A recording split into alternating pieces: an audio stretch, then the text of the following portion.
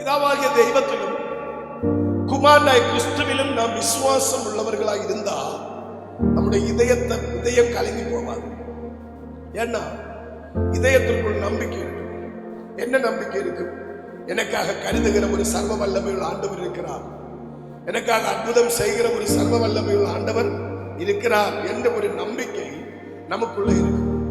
இயேசு சீஷர்களும் கடல்ல பிரயாணம் பண்ணுகிறதான நேரம் கடல்ல ஒரு பிரச்சனை வந்து, சின்ன பிரச்சனை. திரை பயங்கரமாய் படகுல மோதினது, காற்று பயங்கரமாய் படகுல வீசி அடித்தது. அந்த படகு உடைந்து போகும், மூழ்கி போகும் என்று யார் நினைத்தாங்க?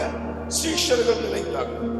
சீஷர்கள் படகு முங்கி போகும் என்று நினைத்ததுனால அவர் பிராண பயத்தினால, மரண பயத்தினால, ஆண்டவரே நாங்கள் மடிந்து போகிறதில் உமக்கு விசாரம் இல்லையா, நாங்கள் மடிந்து போகட்டுமா அப்படின்னு எல்லாம் சொல்லி ஆண்டவரை நோக்கி சீஷர்கள் அழுதாங்க.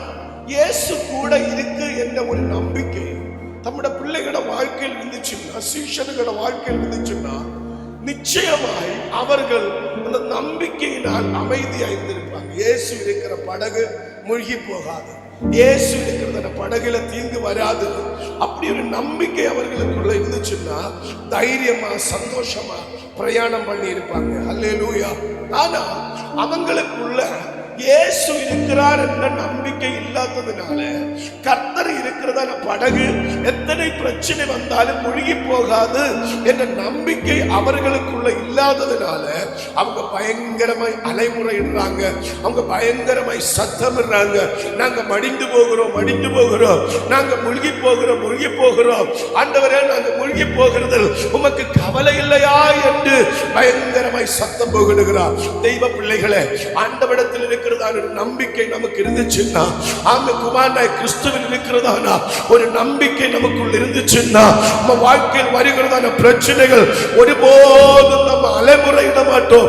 ஒருபோதும் ஆண்டவரே நாங்கள் மடிந்து போகிறது உமக்கு கவலை இல்லையா என்று நாம் ஆண்டவரிடம் கேட்டிருக்க மாட்டோம். நான் நம்பிக்கை உள்ளவர்களாய் பிரயாணம் பண்ணி இருப்போம்.